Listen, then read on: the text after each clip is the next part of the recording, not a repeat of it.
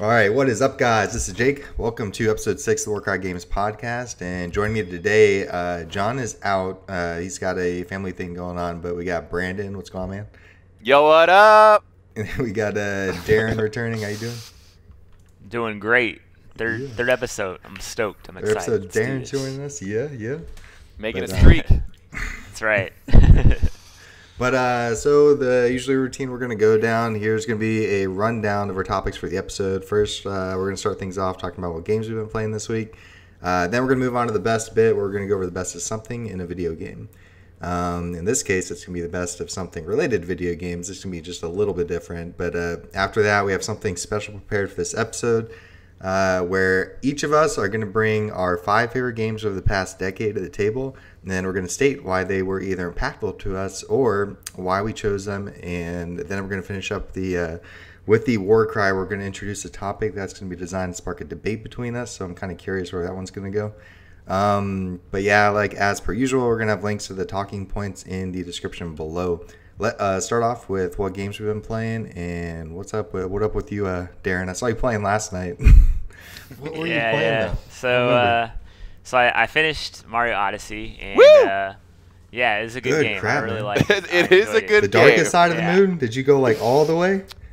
Yeah, I went all the way. I got like 620 moons. I didn't do all of them. I'm just gonna kind of do what you're doing and just like basically pick it up every now and then and get a couple more moons. Like I mean, every Darker year. Side of the Moon, that's no joke, though, so. No. Yeah. No, it's not. Well, remind me, is that the one where you climb to the top of the skyscraper? Or no? No. Okay, there's another level then. Keep playing, buddy. Yeah. Oh yeah. You went both, right? There's 2 past there. Well, that's what I'm trying to remember. Okay. There's like Darker, and then there's like Darkest. maybe it's like Darkest or some Yeah, shit. yeah. Yeah. So you got Yeah. one more level. That's Oh, probably the okay. hardest level. Yeah. Once Got you it. beat that really, really hard one, then the other one opens up. Then you can talk to us. Yeah.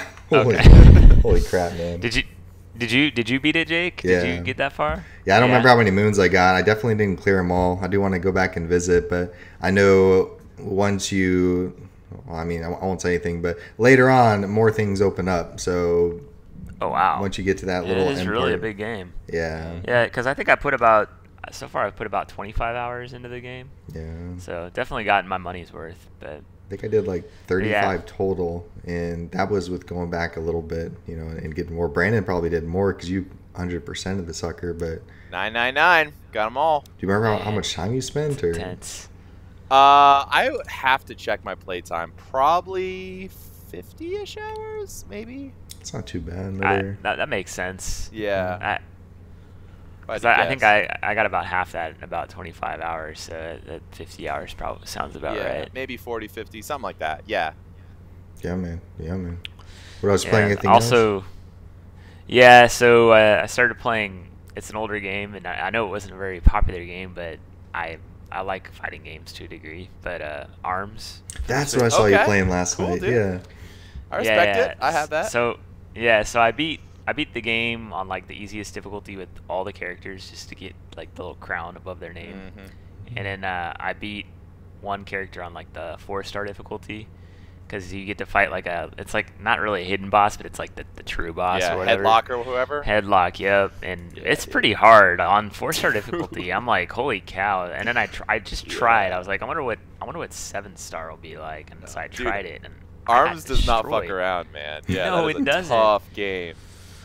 But it's interesting. There's a lot of mechanics to the game that like you initially when I first played the game, like I didn't understand like a lot of it. And then as I started playing like more and more, I was like, oh, I didn't even know you could do that. Like when you finish a jump, like you'll charge up your fists and they'll have like added effects.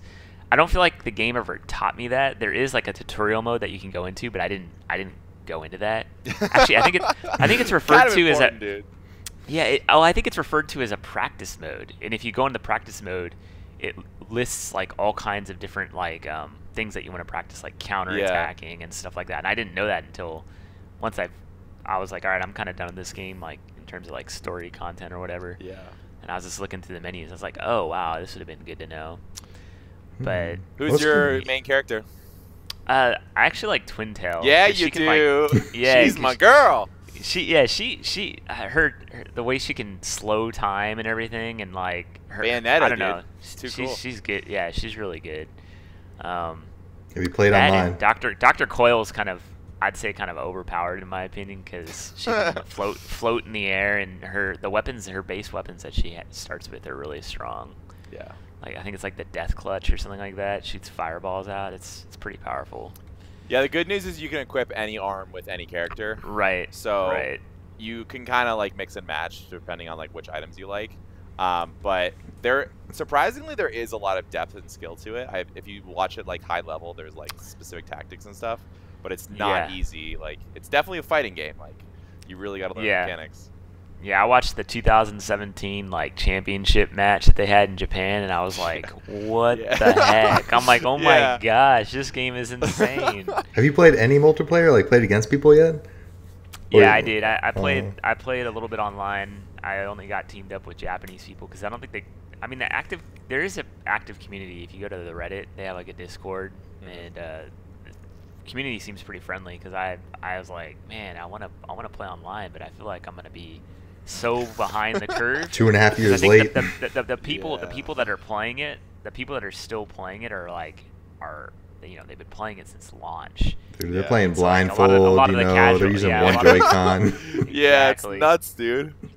Now, next question: players, do you use motion controls or do you use the controller? I use the controller because I have a Switch Lite. So. Oh well, there you go. Yeah. But I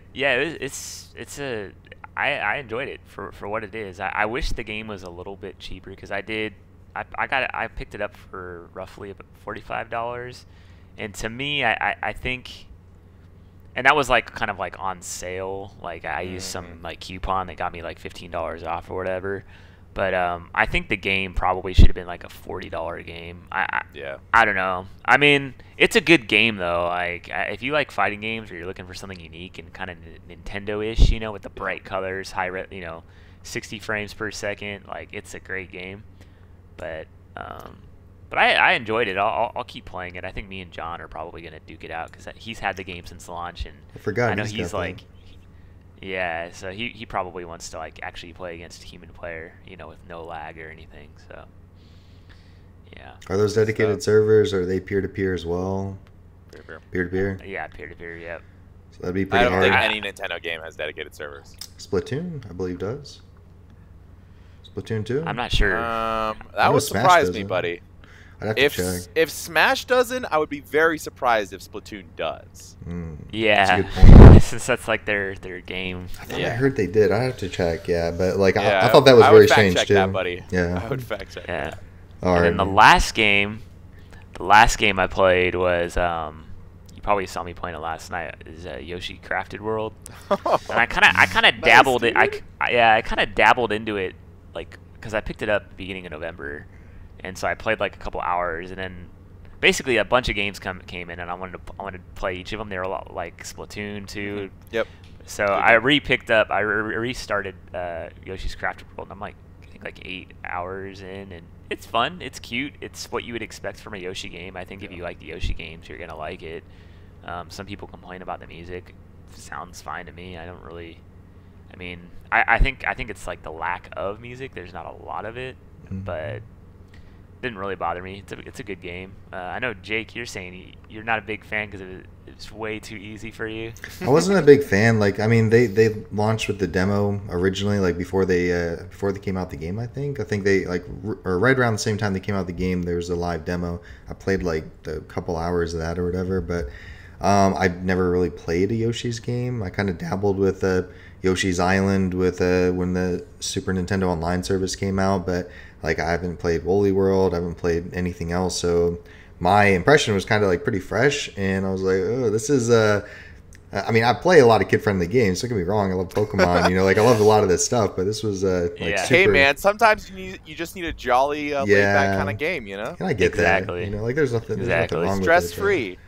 And it's all about the collecting, really. I mean, it's hard to die. Like they give you armor in the game that basically like you can't die even if you play it normally. I mean, you don't have to equip the armor, but it's like a part of the gameplay. But the fun of the game, of those games, at least for me, and I think a lot of older, especially a lot of the older people, is just getting all the hidden coins and flowers and just 100%ing the game. Like, and it's that dopamine, that pat on the back. It says like, you did it. I don't know. Knock over that building, let it fall down. Oh, now you can hit the coin that was there off in the distance. There's one that you didn't really see until you're at a different angle. Like, I kind of see the appeal. Teach your own. But what about you, Brandon? What you been playing this past week? So I got 2 games, both little indies. The first one is Greece. I know we were talking about this, That's Jake. That's right. I still haven't played it. So before I talk about Greece, because I'm going to make a comparison here, have either of you played Journey? Yeah, loved it. No. Okay. So, yeah, man. Darin, you should play Journey. It's number quick, one. too. Like, what, 2 hours or something? Like, I played it a couple times. Quick. To me, Greece is a 2D version of Journey. And it's kind of a similar theme. The one thing that I'll say makes it stand out from Journey is the art style, just because it's a painted, very, very beautiful work of art in terms of what you're looking at on screen. But, I mean, realistically speaking, my opinion is after having finished it, I think I would recommend people play Journey because I think it's, again, very similar themes. They're going after kind of a very similar feel and they're inspiring similar emotions in the player, I would argue. And having finished both, I would definitely recommend Journey because there's another element, which I won't spoil for Darin.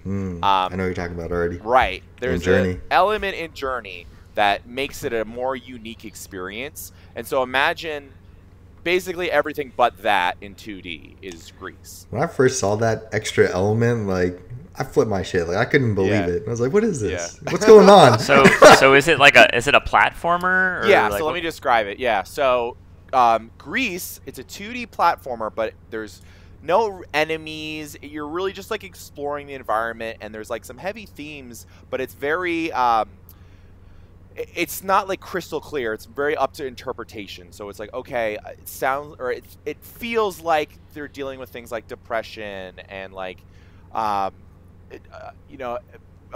overcoming grief and loss and things like that. So that's kind of like, yeah, right. That's kind of the twist here in Greece, where it's like the color palette is, you're adding color to the world, and that's kind of you being uplifted and overcoming your demons. So there's a good message kind of in there. It did win a game award for most impactful games for impact, I believe, is the category. I'd say, it's worth playing. I'm glad I played it. But again, having played Journey, it just didn't resonate with me as much as which seemed to me as a very similar game. But still kind of worth going through if you're a fan of those types of games. I want to caveat, it's obviously very short, but if you like very artistic, it's a beautiful game to look at. So if that is something that's important to you, is this, appreciating the graphics and the art style, and the music's very beautiful. So it's like watching a painting basically for 4 hours. Not really challenging gameplay, so you're not going to push, like a lot of. It's not going to be frustrating, which I guess is a good aspect of it. But it was a fun time.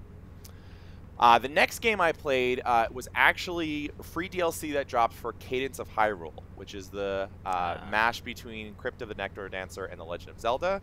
We might have talked about this on a previous podcast. For those who don't know, Crypt of the Necrodancer was originally an indie game. Gosh, that was early this decade, I think. And it's essentially a roguelike rhythm-based action game where you have to move on beat with the music to attack and to defend and move around enemies and move around the map.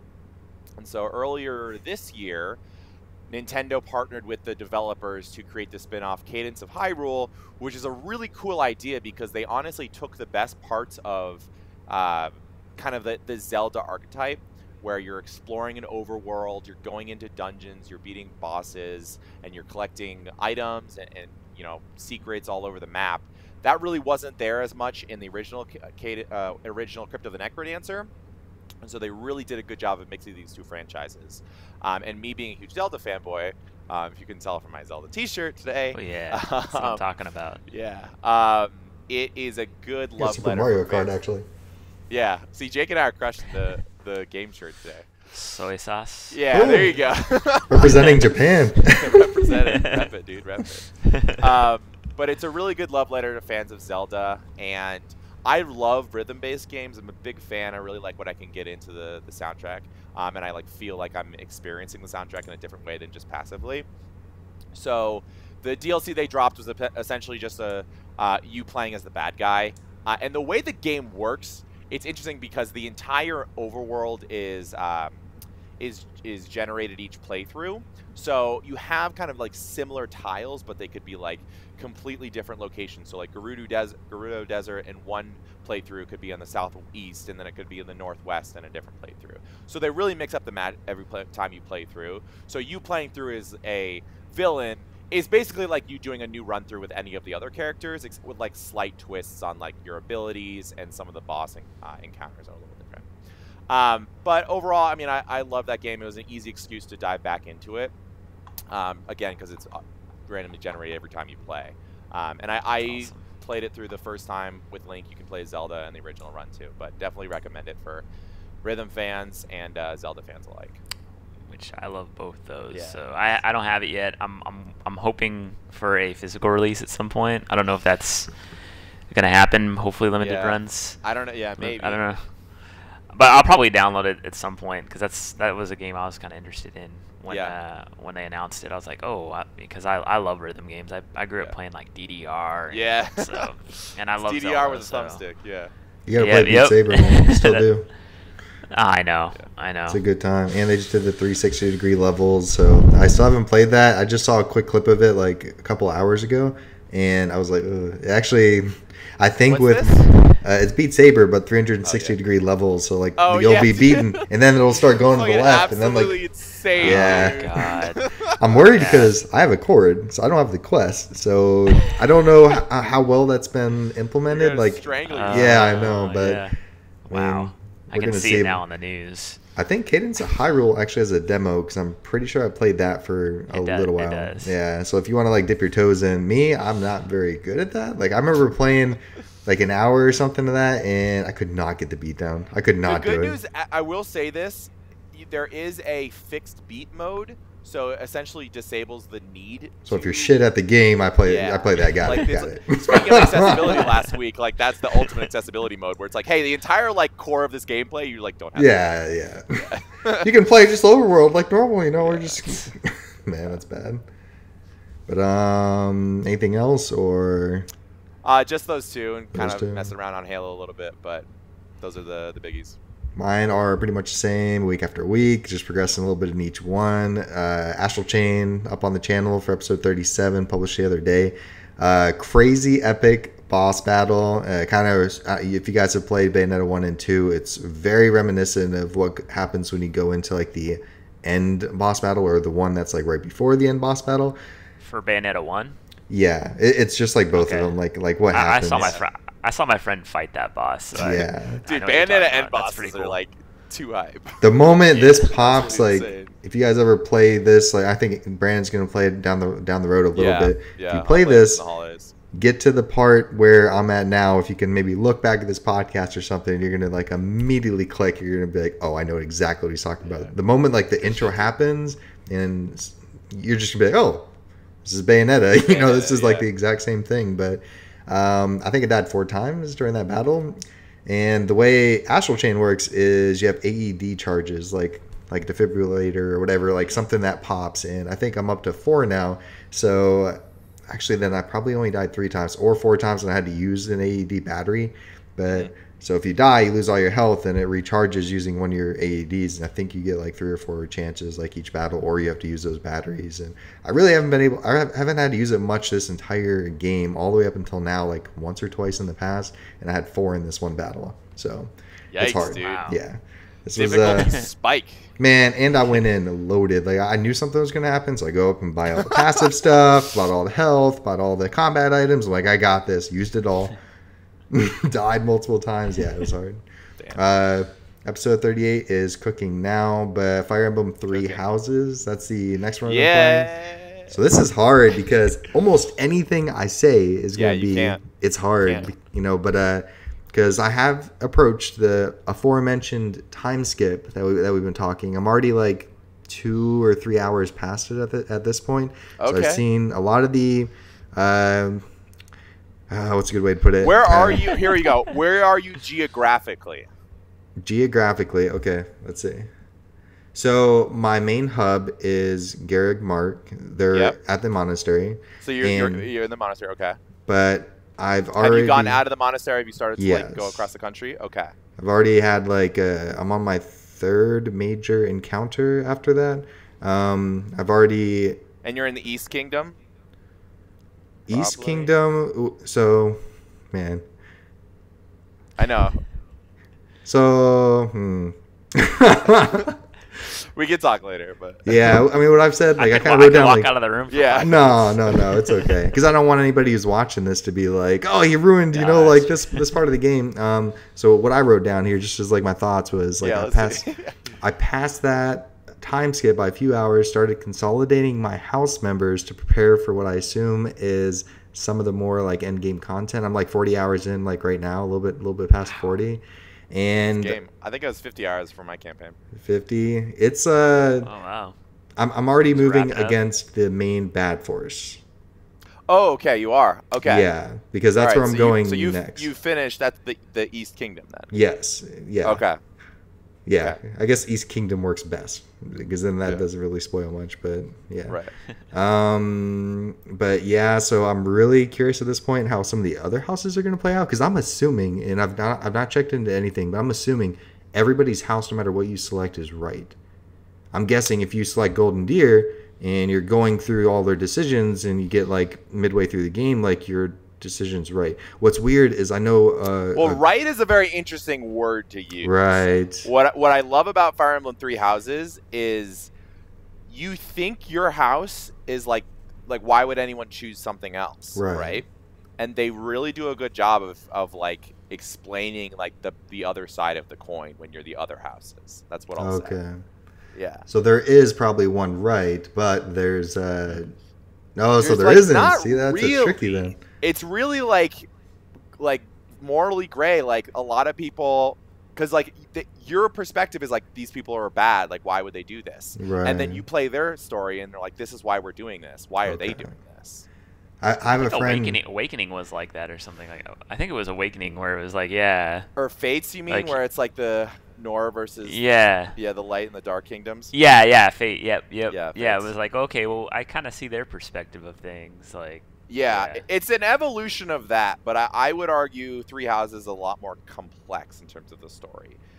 Because that one to me was like, Fates was like, oh, you grew up with this family, but you're actually belonging to this other family, and then they just fight about that. Yeah, like that's kind of like the whole crux of it. Three Houses, the arguments go a lot deeper than that, and like what they're fighting over. It's not just like this person was born in this country. You know? Yeah, a lot of the enemies that like you face off against in Three Houses, like later in the game, like I'm super, what's a good way to put it, like I'm supportive of some of their ideas, decisions, and stuff like that. So like when you're on the opposite end of the battlefield from them, you're like, I don't want to do this, like I don't want to go and engage this. Dude, but you have to. Yeah. Like you're locked in battle with them. It's like, come on. It's morally gray, and like there's a lot of philosophical kind of issues that you got to work through, Well, a cool thing with this is, like, before I picked this game up, there's a girl that we work with, and she was playing through the Golden Deer house, and she absolutely loved the beginning of the game. She was like, I mean, she loved the whole thing, like, all the way through. She really liked the first half before the time skip, and that made me very curious. So we kind of talked a little bit about it, like, avoiding spoilers, and she was like, I love how my house is. I love how my leader is. I love how all the, basically the other characters interact. Like, I feel like this is like the house to be in. The same thing we just talked about. Everybody kind of has that perception of right. Yeah. And she gets to the time skip. Hers went completely different than mine. She was like, it's dark. It's darker. It's a different time. It's more like it Dude, wasn't yours like it is was. Dark too, man. I don't know. I mean, I've seen a little bit from where I'm at, but like maybe I haven't gotten to like the points that she's talking about. Finish the game and you tell me that every path has like dark twists. Yeah. Okay. Well, okay. Well, that's pretty much it for my Fire Emblem 3 Houses playthrough. That's all I've been doing like so far. Like I keep wanting to dive into that. Every day I'm playing like 2 to 3 hours now. I knew you'd love it, dude. I'm so happy you dove in. I'm glad I wasn't scared off by the like strategy. Yeah. You know, like that thing. It's definitely worth the pick up. Darin, since you've played those other iterations, other entries into the franchise, you're gonna enjoy this. So I recommend it. Besides that, I've been just doing my regular Call of Duty Team Deathmatch games, but they included a crazy mode called Cranked. I don't know if you guys have heard this. I heard about this. Yeah, you always like you'll die in like 15 seconds or something. 30 seconds. Yeah, 30 seconds, you basically got to get a kill. Movie, then. Yeah, that's what they're riffing off of. And you basically you would kill somebody and you move faster, so you're moving faster. That. Everything's quicker. You charge your gun quicker. Everything's good, and then you have to get a kill within the next 30 seconds. So people are flying all over this map or randomly exploding if you're one of those that just want to sit in the back. Has any game ever had that kind of mode before? That's like actually older Call of Duty's had it. Was it like Ghosts or something like that? Like I thought it was one of the older ones. Did it have a name? I think it was the same. Cranked or something. But they just included that into this one, so like now there's a cranked mode in there. They also did like another mosh pit mode. So they included like Vacant and Shipyard and some other maps like into this. There's a ton of throwback maps. They're kind of leaning heavy on the nostalgia from this game. But the mosh pit, it's like you spawn. There's 3 enemies to the left of you, 1 enemy in front of you, and you can't move like more than I'd say 5 to 10 steps without like it's crazy. Like you'll end the map with like 60 to 80 kills, around the same amount of deaths, and it's like quick.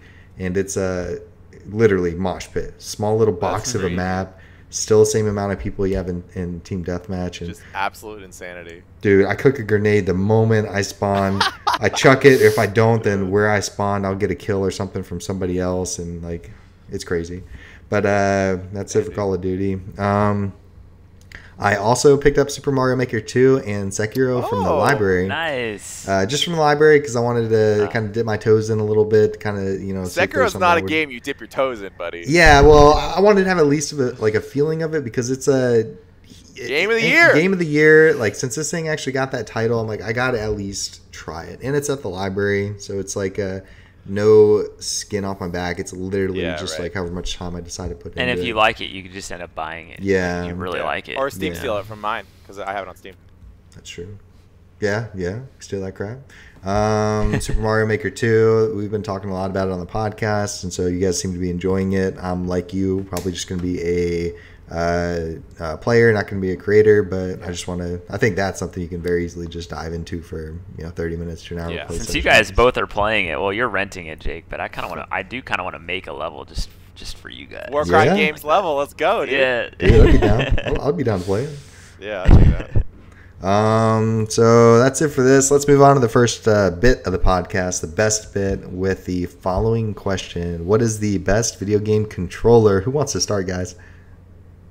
I'm curious, man. I'm curious where you guys. I think I already know Brandon's. Yeah, you probably do, but we'll talk about it. I'll bring an honorable mention, and then I'll call out my number one. Honorable mention is going to be the GameCube controller. I think the GameCube controller was the first controller that my hands really fit around. Very ergonomic in terms of the shape. I love the triggers on the GameCube controller. That is probably the triggers and the big fat A button. It just feels so good to push that A button. I got big thumbs, so there's so many games where, games like Metroid Prime, where you're just pushing down, shoot on the A button. It just feels so good. And then triggers are great for because they're analogs to racing games and things like that. And I love Super Mario Sunshine is a great example of this, where the Flood, your backpack that shoots water, you can pull it down just a little bit, and it sprays a little bit, and you pull it down all the way, and you stand still. Yeah, so pressure sensitivity. I mean, it's not my number one controller. The D-pad on the GameCube controller is not great.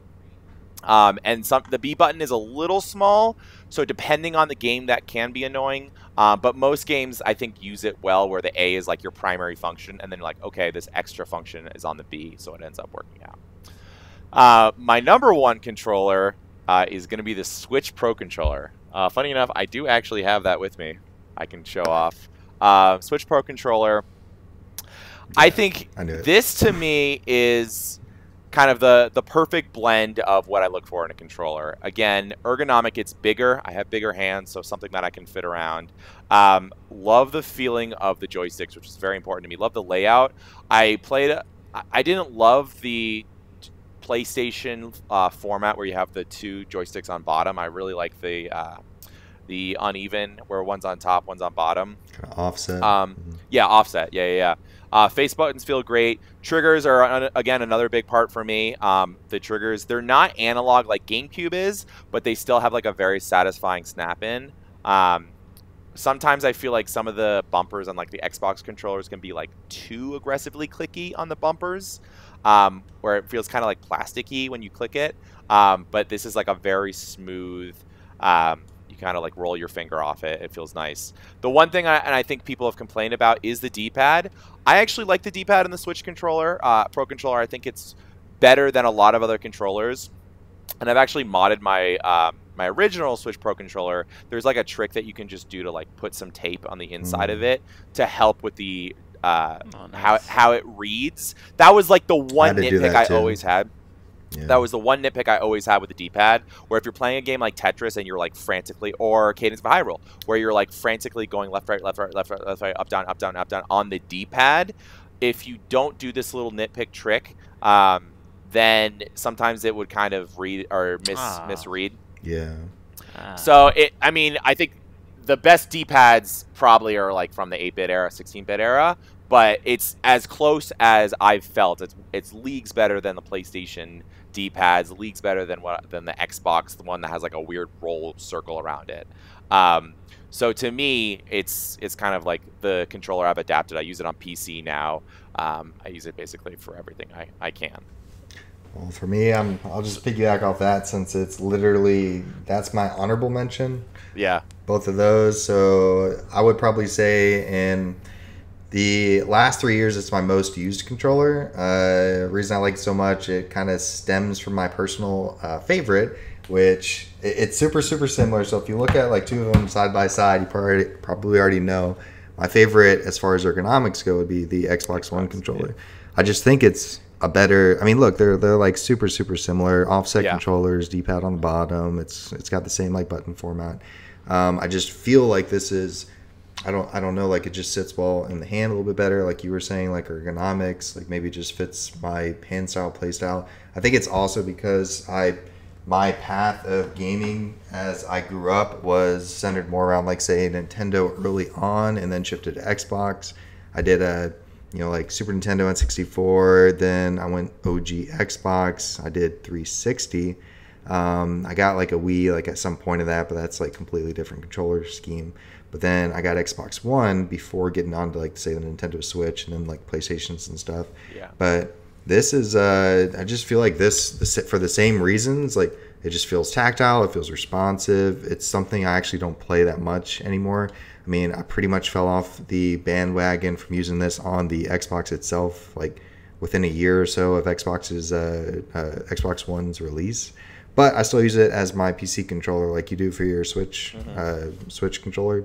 So if I ever boot something up on Steam and it'll be like a little bit easier to play on a controller, I'll always use this. So this thing's always set up with like a dongle on my PC. Not a big fan of the PS3 controller, and I'll talk more about that like later. I know you are. I figured that was going to be your honorable mention, and I knew that the Pro controller was going to be it. I could never. I like it better than the 360 because I hate the 360 bumpers and triggers, but I don't like the D-pad on PS3, and the two sticks being on bottom is not my favorite. That's hard for me. Like, I think it's because of all the controllers I had in the past. Like, I've not been standardized by that. PS1, PS2, PS3. PS3 is the first time I got that, and that's after 20 some years of gaming at this point with like a different controller scheme completely, or after analog sticks, like another 10 years of gaming with that. Just so hard for me to adapt to that. It actually turned me off certain games later on. So somebody gifted me a PS3 like 7 years ago, something like that, 8 years ago, and nice. Uncharted. I had BioShock Infinite. I had The Last of Us. Had like a lot of these kind of not just staple to PS3 games, but a lot of like highly regarded games. and I could not get into it because I could not control like my controller. damn character.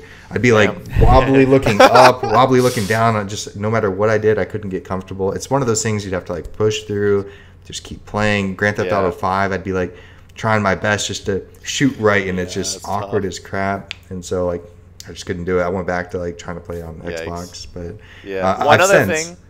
I was just going to say one other thing. Yeah, go ahead. I've remedied it since because the PS4, once I got that, similar controller scheme and layout, I feel like it is a little bit more tactile, but it's I've put enough time, effort, dedication into that where it's it is more comfortable now. I can play both. I can swap between the two, and it's not an issue, but it took a lot. For whatever reason, my brain was wired differently on that. But good luck figuring out where that X button is, dude. Yeah, dude. All of them. All the controllers is different. But, Yikes. The one other thing I was going to add before Darin hops in, I forgot to mention another reason I love the Switch Pro controller is HD Rumble. Sounds stupid, I know. It sounds gimmicky when it was first released, but I actually feel like it does make a difference. It's nice. Yeah. I like it. Octopath Traveler, man. That's a big deal. Open There are doors, games that do take advantage of it, and it's just, again, in addition to feeling great, it puts it over the limit just that little bit. Exactly. Yeah. What about you, Darin? So you mentioned the GameCube controller, and I wasn't even really gonna talk about that controller, but it reminded me of if you ever played Phantasy Star Online, there was a GameCube controller that had a keyboard. Yeah, in the middle. I've seen it, but that thing was awesome. I'm gonna be honest, like that thing was really, really cool. If you played Phantasy Star Online, like that. Weren't the buttons tiny though? You gotta like use tiny like fingerprints. You use the keyboard mainly, right? At that point, I mean, I think it was. Yeah, I think it was. Like the keyboard keys were tiny, right? I think it was smaller than like your typical keyboard, but right. I can't. Well, don't worry, I'll pop a picture up right over your face here and post. It's gonna be big. Let's see how this thing looks. I remember like just trolling my friends. We'd play like Smash Brothers with that thing. We'd be like, I got this big, huge controller because it still has the same buttons on the side. Yeah, but in terms of my favorite controller, Jake probably already knows. I really like the Xbox One controller as well. I just like, I like the offset. I do like the Wii or the Switch Pro controller as well, but I haven't really. I actually haven't used it enough because I have a Switch Lite. Yeah, so I don't have a Pro controller. It's kind of weird. Yeah, but the Xbox One controller it just feels really good in my hand. And then this is kind of cheating. So I didn't really throw it out there, but I was surprised it wasn't mentioned. So like the Xbox Elite controller, it's not cheating. That's legit. Yeah. That's a controller. I have that as well, but I can't justify the price for like the average consumer. Like it's too expensive. Like because obviously if you spend that kind of money, you would hope it's really good. And some people have bad experiences with it, like it peeling off and stuff like that. I haven't had any issues like that. Mine, I bought it, I think right when Jake got to Japan, like it was like a year and a half ago or 2 years ago, and I haven't had any issues with it. But like you're talking about like the D-pad problem, I don't like the D-pad on Xboxes either. Yeah, Xbox D-pads are not good. Yeah. But on the Elite, you can swap out the D-pad with like a more traditional, like you don't got that round crap. Yeah. You know. So that would be my number one, but again, it's an expensive controller. The new controller, the controller counts. If you want to throw that. But I definitely like the offset, and that's why I think I agree with both you guys. Like that offset to me is like key. Like playing like shooters and stuff like that on the PlayStation 3 or 4, like it was so awkward to me. And probably the reason behind that is I feel like I played a lot of shooters on the Xbox before I did the PS2. Yeah. And so like I was used to it, and so now trying to play a shooter on a PS3 controller just feels weird or awkward to me. Mm-hmm. The Xbox Series X is going to be real similar to the Elite controller. It's even got the bowl, like the concave bowl there for the D-pad, which, I mean, it still has what looks like the traditional D-pad, but then like the bowl around the edges of it. I'm curious how that's going to go. Like I know you just said like you. I hate that bowl, dude. Get that out of here. Yeah, I know. I don't like it either. I'm kind of curious though. Next gen controllers, like Sony was already talking about the super haptic feedback stuff that they have going on, where HD Rumble. Everyone's Yeah. catching on. Yeah, yeah. But like even Yeah. like the trigger sensitivity, like it's supposed to be ramped Yeah. up to like a better, better degree. I'm not really sure, but I'm kind of curious about that. Let us jump into the next segment. You guys are gonna like this, and I hope you do because I got a little twist for you guys. Here, what we're going to do is we're going to rattle off our 5 favorite games of the past decade. This ranges from 2010 to 2019. We're going to start from 5, move our way up, just like any normal ranking list is going to be. Remember, this is your guys' personal list, so it's just whatever was most impactful for you over the past, like 10 years for whatever reasons. So I decided to spice things up a little bit with this. Just to prepare this little small twist, what we're going to do, since you guys already have your selections ready, is after everybody has stated their top 5, you have to remove one of your games that's on your list and then swap it with somebody else's game on their list. So if Darin likes a game on his list, I got to knock off my number 4 or my number 5 or something like that, and then put one of his on mine, and then kind of state the reason why you're swapping it out. Yeah. Why you like it better than this one, why you feel it deserves a spot, and you got to do it, and even if you're not you're not a fan of like someone else's game. You got to justify someone else's stuff. Yeah. I like that. I like that. Okay. Are we going to do everyone does 5, everyone does 4, or one person does all 5 and move on? Go one person does all 5 all the way up to 1. Yeah. Cool. So, Darin, you want to start, or Brandon? So it's all up to you guys. Brandon, I'll let you go. All right. Here we go. All right. So my number 5 game of the decade is Life is Strange. Life is Strange is hands down the most emotionally impacted I've ever been playing a game. And I think I've talked about this on the podcast, but I went into this game really knowing nothing about it. I'd heard it got rave reviews, and I really went in blind, and it just blew me away how much I connected with characters.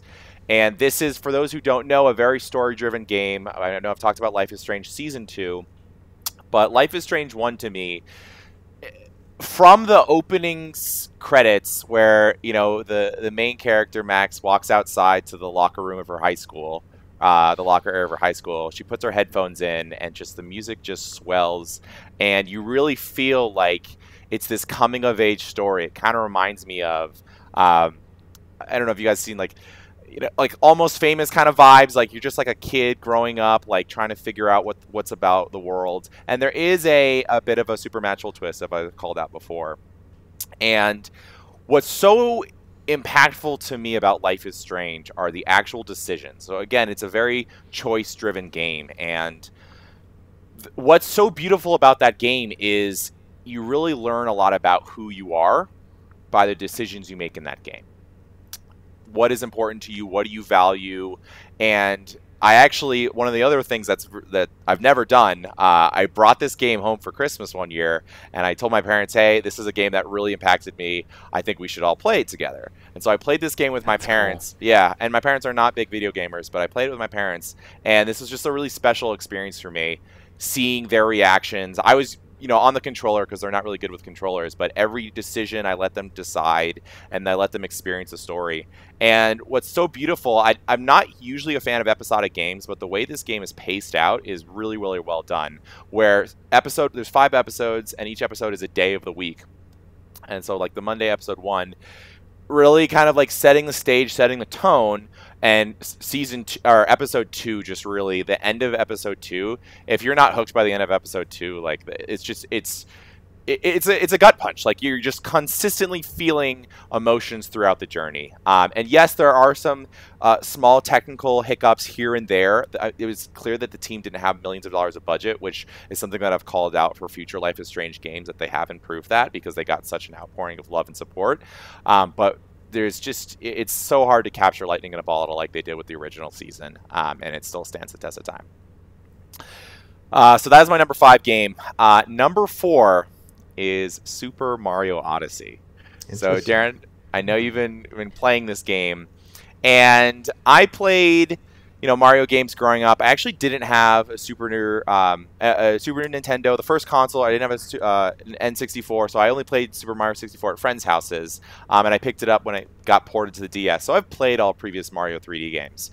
But to me, something about Super Mario Odyssey, I really believe it is the premier 3D Mario game. And that's for a variety of reasons. I think the variety you get with the cap mechanic and taking control of other characters is unparalleled in the other games. Like, yes, you get power-ups in the other games, but there's like over 30 different enemies that you can possess, and it's so clear how much love and attention was put into the way that they control and how different they feel. I'll give a small example. I love that bird with the nose that you can just stick in and then kind of like flick up on the sides of walls. Like, all these characters control so differently, and it's honestly just like an outpouring of joy every time I play that game.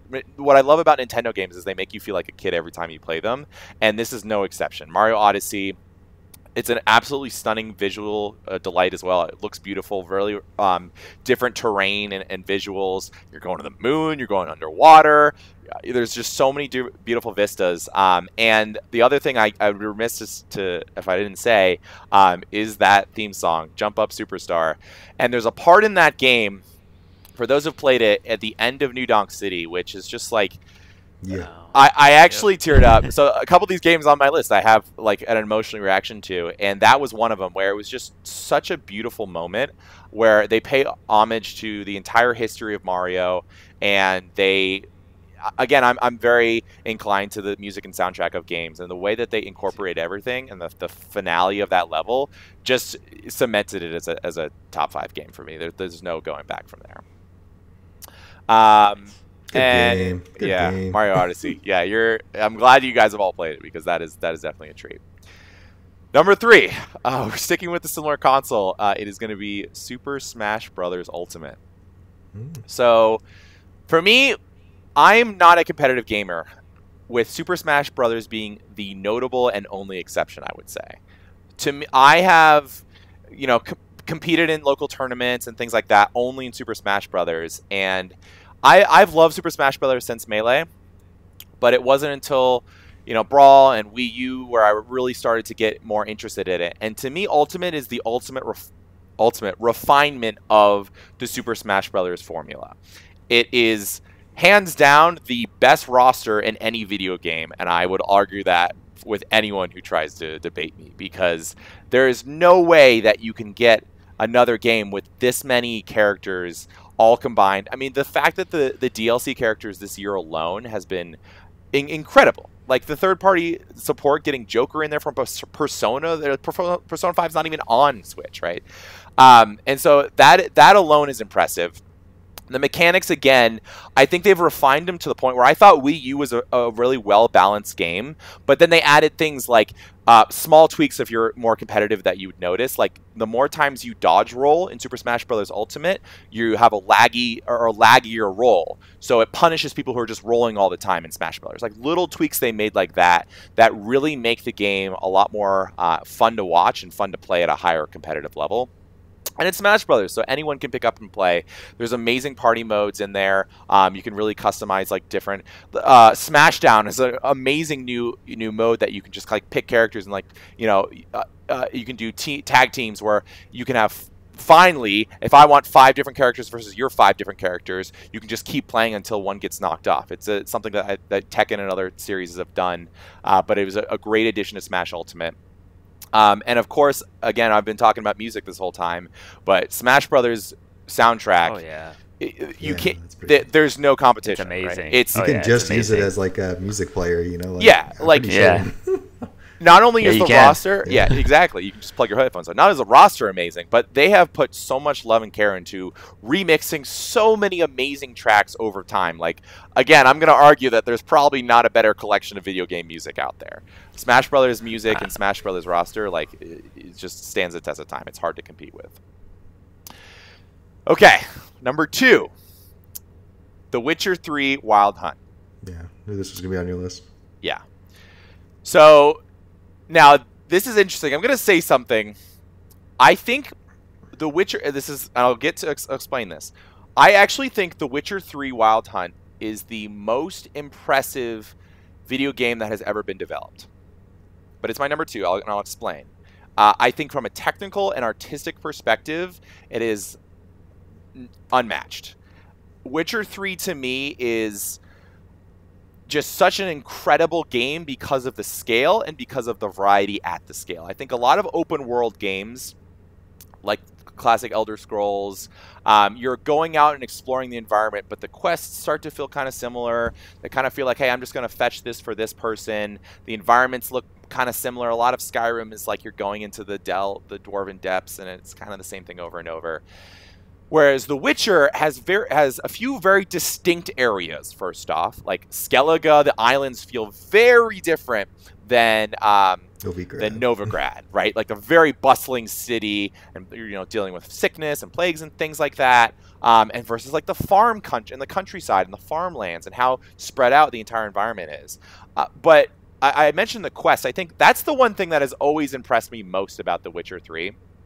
Is I always felt every side quest, they did so much. They didn't just throw in quests that are like, go fetch this thing for this stupid reason, right? There are quests where you could, if you really wanted to boil it down, the end objective is go and collect these things. But they design it in such a way that there's always a narrative twist. There's always a spin on it. So, you might think you're collecting these things to heal this person. And then when you bring the things back, you realize, oh no, I actually collected it for like a witch who's going to use it to poison someone. Do I kill the witch now? Or like, do I give them the things and they're going to reward me? It's this constant struggle of morality. And I mentioned this in Life is Strange. I think Witcher 3 does an excellent job with morality throughout the game, where there are so many different endings depending on who you choose to side with. And unlike other previous choice-driven games, it's very, very morally gray. It's not, this is the right path, this is the wrong path. It's, well, if you choose to save this person, you'll see some benefit there. If you choose to side with this army, like, this might happen, but there's always a side effect and there's always drawbacks. And it's one of those things where I'm very focused on story typically in games. And so the main story is incredible, right? They have so much rich lore to draw on with the Witcher franchise. Ciri's an incredible character, the first time introduced in the franchise in video game form. Yennefer also amazing, and the balance you have between the different love interests with Yennefer and Triss. And again, Triss or Yennefer, Brandon? Oh, Yennefer, yeah, oh, dude, Yen okay. all the way, dude. She's like way too cool. Triss, man. Just saying. Triss is, so what I love though, like, red I hair, respect dude. Done. Triss is like your lovable girl next door, versus Yen is like, to me, like the more mature, like responsible. And for me, I think Geralt is the RP. My Geralt is like a more like grizzled veteran, and so it's a better match with like the mature Yen, versus Trish is like a little like kind of immature, like fun, flirty, which doesn't really fit like my image of Geralt. But again, visuals and soundtrack, I think The Witcher 3 is one of the most beautiful looking games, especially the DLC, because I am going to lump in kind of this Game of the Year edition of this game. Blood and Wine was an incredible addition. Hearts of Stone was also amazing, but Blood and Wine takes you to kind of this French-inspired countryside, and the visual palette is just so incredible. And again, I mentioned how each area is very different. Blood and Wine, it's basically an entire new game where you're exploring like a very French-style countryside. Amazing soundtrack as well. Every area really fits the themes. The Skellige, very, very kind of like Nordic, Icelandic kind of themes. Lots of strings, lots of vocals, and they just do an amazing job all around. Okay, my number one game of the decade is Legend of Zelda: Breath of the Wild, and so I'll come back to something I mentioned at the beginning when I was talking about The Witcher 3. I actually think The Witcher 3 is a better made game. I think The Witcher 3, from a technical perspective, from an artistic perspective, is better. But the point of this list is, what is your favorite game of the decade? And to me, that is The Legend of Zelda: Breath of the Wild. And it is because of the emotional highs of that game. The way that Legend of Zelda: Breath of the Wild is set up is really... Again, I've talked about how Nintendo makes you feel like a kid. When you get dropped in that world, and the way it's designed to just really draw your eye to these different landmarks in the distance, you really feel like a kid in the sandbox who can explore and find anything. I think that is something I really have not experienced. Witcher 3 is an amazing in-depth world, but you're really still kind of like going to quest markers and like understanding the story at different locations. Where Breath of the Wild, you're just set loose and you just let your imagination run wild. You don't know what to expect. You can explore. The climbing and gliding ability is an incredible kind of revolution in open world design in terms of go anywhere. So it's there's nothing that's off limits to you. You know, if you have enough food, if you have enough stamina, you can explore the world. And it was just designed in such a way that really encourages and rewards that exploration because of the shrines, because of, you know, I know it's controversial, but because of the breakable weapon system, you're breaking weapons, you're constantly looking for new weapons. And that actually, for me, it's funny, the breakable weapon system is something I actually like about it. Witcher is an example. I kind of upgraded all my stuff. The Witcher gear is like the best gear, obviously, in that game. So I'm only using, you know, a couple swords throughout the game, right? Breath of the Wild, because of the weapon durability system, you're always changing up your playstyle. You're always changing the weapons you use. You know, I'm constantly changing armor because, you know, different armor has different benefits. Climbing armor, cold armor, hot armor. And so it's forcing you to think outside the box and be creative with your playstyle.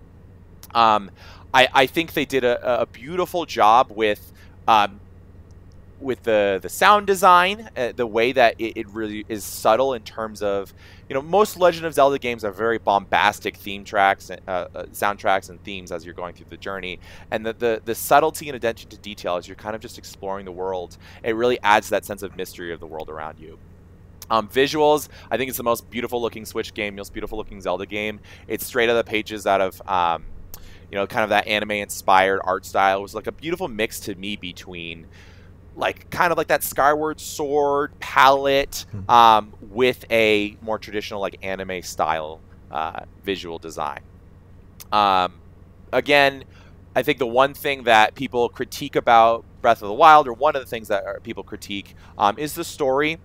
And it's interesting for me to choose this as my #1 game of the decade because I'm typically so story focused.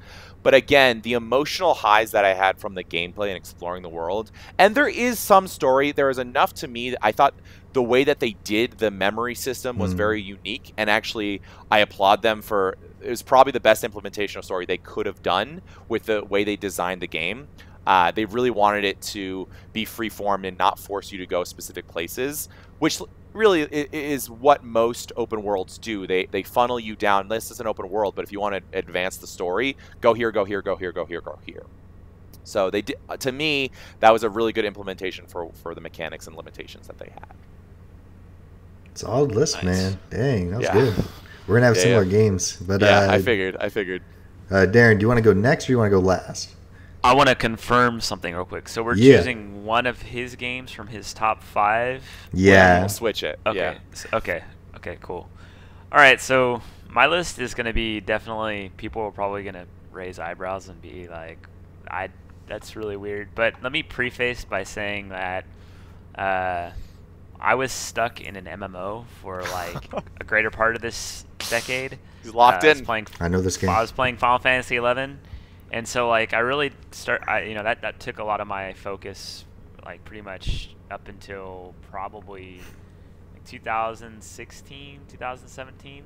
So there are games like the beginning of the decade, and then there's a lot of stuff towards the end. But so yeah, my list might be kind of weird, but I'll just preface it with that. So, so my number 5, and I don't know if you played this, but I really liked Fantasy Life. Whoa. Okay. Yeah. Okay. Wow. What a pull. Yeah. If you like collecting items and upgrading gear and leveling up, basically like Diablo 2, Diablo 3, Jake. Yeah. It's got my attention. Cutesy, yeah, it's a very cutesy animated game. It's a very casual version of that, because you just go through dungeons and you kill stuff and you get rare items, and I don't know how to explain it. Like it's like a cross between Harvest Moon and Zelda, right? Yeah, kind of. Yeah, that's a good way of looking at it. But the multiplayer of it's amazing. Like, I played with 3 of my other friends, so we had 4 players playing, and we just go through the world, killing, like, some of the bosses actually are kind of hard. Like, if you're not leveled up, like, you can choose to fight some of these bosses really early on, but it'll take forever to kill, and, like, we're talking like an hour to 2 hours. Oh, shit. Yeah. Or you could just level up and wipe it out really easily. But I had a really good time at the game. The game had the music was charming. If you haven't noticed already, I do like charming games. As I get older, I kind of like the more casual play style games. I just don't have as much time to play games anymore. it was just a game I could pick up and play, and it's called Fantasy Life. So there's like, I can't remember exactly, but there's like 12 or 15 different lives you can choose, and some of them are combat focused, and some of them are just like crafting. And there's quests that you have to do to rank your craft up or your job up. And the story was really cute too. Like the story is surprisingly like pretty good. I thought it was. I mean, for what it was. I was really disappointed that company decided to make Fantasy Life 2 and they made it a mobile game. Yikes. Because I know a lot of people were hoping they'd make, Fantasy Life 2 on the Switch, but then when they announced, like, oh yeah, our next game is going to be a mobile game, yeah, kind of, and it's got the whole gotcha thing, and they kind of prefaced, Fantasy Life 1 had stuff like that, but I think it was them, like, testing the waters, because you actually could, like, when you die, you could buy a potion that would resurrect you or something for, like, $2. I don't know why anybody would do that, because there's, like, the game is pretty easy, and it's just, if you die, there's no real consequence. But they kind of dabbled into that, like you can charge up your meter instantly if you want to pay like $1. Kind of like with Bravely. I think Bravely Default did that too. You could charge up your timer thing or whatever. But it's a really good game if you kind of like Phantasy Star Online, Diablo, where you just kind of go and kill stuff and you hope rare loot drops, and you upgrading your character. Then you about that loot. The game. Darin, I feel like you would love Rune Factory if you've ever played those games. Did I play Rune Factory? I don't think I did. It's like Harvest Moon with combat. Yeah, my wife likes those games. Yeah. But I don't know. Is it action? Is it like action based? Like is it? Or so I haven't played it. It is action based, but I've seen a lot about it. Rune Factory 4, I believe, is coming to Switch if it hasn't already released. But it just reminds me of that old school kind of like Fantasy Life because it is that cross between farming simulator and action RPG. Oh, okay. Yeah. Yeah, I'll have to check that out. Yeah. I know my wife likes it. I'll have to talk to her about it. She really likes this. Just steal her copy, dude. Yeah. So my number 4. Okay. So I think up until now, like at least in this decade, I think my favorite Mario for me was Super Mario 3D Land. Ooh. I really hope 3D Land or 3D World? Because 3D World. Sorry. Yeah, 3D Land World. is the 3DS one. Yeah. So the name is confusing. So I really hope that they release this game on the Switch because it's currently only accessible on the Wii U, and Nintendo's been doing a pretty good job about porting pretty much the entire Wii U library. Yeah. Everybody wants this game. Yeah, it's good. I think at some point it will, but it's a really good Mario game. The level designs they're challenging, they're really fun. I mean, the music is really good. I don't know, like the stages. The way they were designed, they just felt really good. Like it was very fulfilling, like clearing some of the stages. Did you get Champions Road? Yeah, I did. Darin's a true gamer, guys. Confirmed. But and then the way they, also they implemented. It was kind of like one of their first games, I think, on the Wii U that had like the community where like if you died, people would write notes. The Miiverse.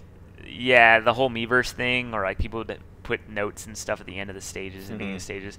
Like just the whole experience was it was a really good platforming game. Like I'd say Mario Odyssey is probably like right up there too. It barely did. There's just certain games that I've played that I couldn't put it in there. So it might be one of the games I switch with you. Level design is very different between those two games, but they both feel really fun. Yep. So for my number 3, and this is probably going to surprise Jake, because this game did make me rage a lot. Whoa. And it is a recent game, and it's gonna it's Octopath Traveler. We had a lot of discussions about this. There were times in the game where I was really frustrated. And don't get me wrong, some of these things I'm not going to let slide by. But of the decade, though, wow. Yeah, once I beat the game and everything was said and done, the thing that really grabbed me, some people are gonna think it's gonna be like the retro throwback to the like the graphics and the music, which are all great. Yeah, they're phenomenal, but man. it's actually kind of the way the story, how the character stories kind of interact. And I know that sounds really weird because the characters don't really have much interaction themselves. Yeah. But how each of their paths have some connection in some way or another. Like maybe not directly, but you do one character's story and then you hear about another guy and you're like, oh, that's the guy. That guy's story is connected to this character's story, and just the way it intertwines, like especially late game. Can I? I think Brandon's gonna play. Yeah. Well, if it's your top 3 game of the decade, I sure as hell would play it. Yeah, like it's good, man. It's good. It's really good, but it's frustrating. And the part that's frustrating about it is just there is a. Don't you have to grind? Isn't there like a difficulty spike? So I think it's he had to depending on your play style, because I know Jake didn't say he had too much of a problem, but for me there is a point where the difficulty just it just spiked. That's what I've heard. What the heck? And that almost made me just rage quit the game. And I do think that is a big flaw with the game, but like I said, at the end of the day, when I beat the entire game and I got all the stories, I'm like, wow, that was really clever and unique the way that they did that. And there were characters, surprisingly, and some people would argue this, but I actually was like, man, like I really like this character. I kind of like their optimistic, like their positivity. Like I felt like they had, I don't know, like heart to them. And the voice acting I thought was really well done. It was just a really good game. Yeah, the music, it surprised me at the very end of it all. It surprised me because I do like those kinds of games. Like I love it. Darin went one step further than me. Like I beat the game. I beat the 8 storylines. I completed everybody's chapter 4. There's an optional end boss that you have to go through. You have to run a gauntlet. And then there's at the very, very, very end, there's this optional end boss that you will not beat if you just played the game. You went through all 8 chapters. It's like a super pumped boss. 70. Yeah. I did like 70. If you don't do any prep, if you don't prep for it, there's no way. Good old iHeart. Maybe there's somebody out there. Yeah. So Brandon, if you play it I mean, I 100% my shit. So. Yeah, I know. So I know Brandon will do it. And see, that's how I was. Like Jake was. I understand where Jake's coming from, but like. I'm also very OCD, and I'm like, dude, if this is like an optional, I have to do it. I have to do it. So I pushed myself. Like I grinded. Jake probably saw me. There's days I was at work where I was on an 8-hour shift, and I was just grinding for 8 hours straight. Oh, sounds like a fun job. Oh yeah. But so this game kind of leads me into my number 2, and this is a game that a lot of people probably don't know, or if they do know about it, they probably hate it. But Legend of Legacy. Have any of you heard of it? Whoa. Never heard of it.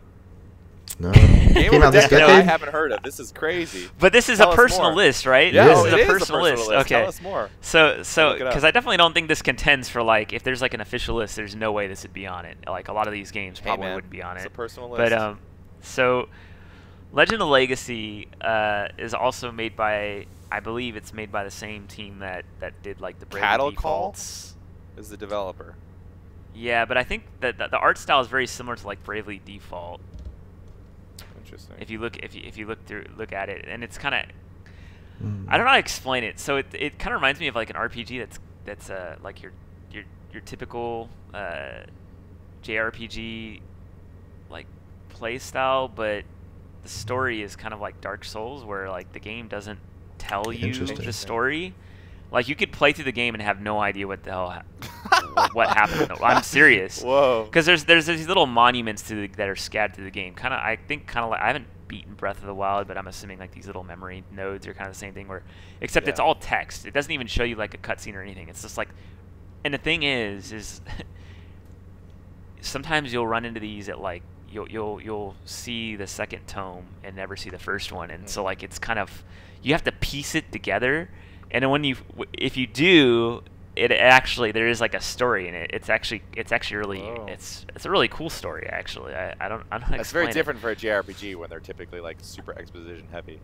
Yeah, it's very, and I think that's what kind of intrigued me about the game. And then the combat I thought was really, really good. It had this unique system where you wield an element, and if you have the right element at the right time, it's not, I can't say it's like Pokemon or something like that, but they're basically like defensive stances. And so like if you have the water element, like you have stronger magic attack. If you have the fire element, you have. I don't think that's like the exact. I haven't played this game in a long time, but it just stood out for me. I don't know what it is. Maybe it was something I was going through at the time, and that game held me over. You know, it was when I was at my last workplace. So I won't get into it, but like there was a lot of emotional stuff. Like, and that game just like got me through, like, I guess, hard times or whatever. Wow. Any game that's linked to that, you know, it's gonna stand out. Yeah. You know? Yeah. You'll so always it's remember kind of a that. personal thing. Yeah, but I know the game got really bad reception. A lot of people didn't. I just looked it like up. it. Yeah. The second game that came out that company made was Alliance Alive, which they did port to the Switch, and that game didn't get great reception, but I think it got a lot better than Legend of Legacy. I think Legend of Legacy is better. Just Alliance Alive is good too, but I won't get into that. Cool. But yeah, it's just it's a fun game. I don't know. It's definitely not for everybody though. Personal list. So, yep. So my number one. Here we go. Drum roll. All right. This might be a little weird too. Fallout New Vegas. New Vegas. Okay. New Vegas. I think that was the last great Fallout game. I think the the choices that you could make in the game, the character dialogue choices, like it was the last true Fallout, you know, and Obsidian made it. It wasn't Bethesda. As much as I do like Fallout 4, the way you could just change. One of the biggest things I liked about New Vegas is they have factions in it, and you could like legit join the faction. Like Fallout 3, you couldn't really at the end you could choose to be bad or good, but like once you made that decision, like everybody was against you. But like in Fallout New Vegas, you can equip. You're the definitely armor choosing a side. You can, and then you can disguise yourself as the other faction, and people won't bat an eye. Like, which I thought was really, really cool, because one of the things I didn't like about Fallout 3 or the other Fallouts is once you make those like game-changing moments where you're like, I'm gonna screw over the Brotherhood. Yeah. Like it doesn't matter what you're wearing. Yeah, it doesn't matter what you're wearing. They just will attack on sight. They'll kill on sight. But Fallout New Vegas gave you kind of like the ability to, okay, they don't like me, so if I'm wearing anything but their faction armor, you know, like they'll attack me. But if I'm wearing their faction armor, I could still interact with them, like to a degree. I think. I think there was some limits to it, but it was very open. I really liked that. It's really, really just solid game. I really hope that some of those Fallout games get ported to the Switch. I don't know if it'll happen, but that'd be New cool. Vegas is a little technical. I don't think I don't think New Vegas will, but I could see Fallout 4 maybe happening since Skyrim came. But I'm legit surprised nothing's come yet. Best running engines in the world. But yeah, that again, that was like the very beginning of the decade. Actually, I looked it up. It was like it came out October 2010. And like, that was probably like the last game that I really played, and then I was totally MMO sucked into Final Fantasy 11, and I missed out on a lot of games. I mean, to be honest though, like there wasn't a lot of, for me, I didn't see like the 360 era, PS3 era. To me, that just didn't seem. There just wasn't a lot of games I was interested in. Fair. But yeah, that's my list. Good list. Interesting, man. Love it. Nice. It's unique too. It's not something you probably see. And I'm actually really curious what John would select. Maybe next week he can give us like a rundown of what his top 5 will be. I'll pitch it to him, see if he's interested in it. I already do know one game on his list because we kind of talked about it beforehand. But all right, I'm going to run down my list here. So it's actually similar to Brandon's with at least I think 2 games I heard. I don't know about Darin's yet. I have to go through it again. But okay, so my first game, or game number 5 on my list, I'm gonna have it up right here, is The Last of Us and the remastered version. So great pick. This game, man. Okay, so it was originally released in 2013. I didn't actually play really play until the remastered version was out, and I'll get into that in just a minute. But I picked it up in 2018, and it's actually one of the very first games I played on my PS4. I think Horizon Zero Dawn I played right before that, and that is actually an honorable mention for me. That was very close to making my list, 6 or 7. Like, I really, really did like Horizon Zero Dawn. I picked it up for the PS3, but I gave it up immediately for reasons I said before. The PS3 controller just could not get into it. But after playing so much Horizon Zero Dawn and really, really getting into the controls and really liking that game, I actually adapted to the PS4 controller finally, to the point where I can actually use it as a functioning controller. And it was this game, man. Okay, I can't believe I almost passed this title up. And to anybody who's out there, this is going to be like a more story-based game, but the roller coaster of emotions that actually hits you within that first 15 minutes truly sets a tone for how this game's going to play. I really enjoy the stealth mechanic of it. So, you have to avoid the clickers, you got to avoid infected, the human enemies that you encounter a little bit later in the game. I really, really enjoyed my personal playstyle is not run and gun and shoot, not with that game. It was do everything you can to be stealthy, get up behind the clickers, make sure they can't hear you, stab them in the neck, use your shiv, it was so much fun. Dive and duck behind the corners and avoid enemy detection. I didn't do a passive run. I try to kill everything I found. That's just kind of like how I go. But yeah, I really like the mini boss battles that they had. There's this one dude, I think I wrote him down here. What was this guy named? Bloater.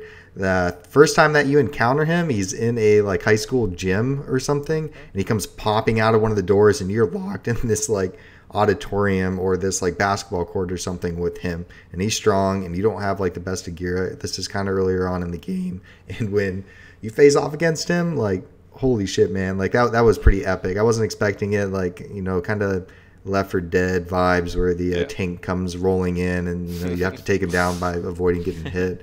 Really, really liked it.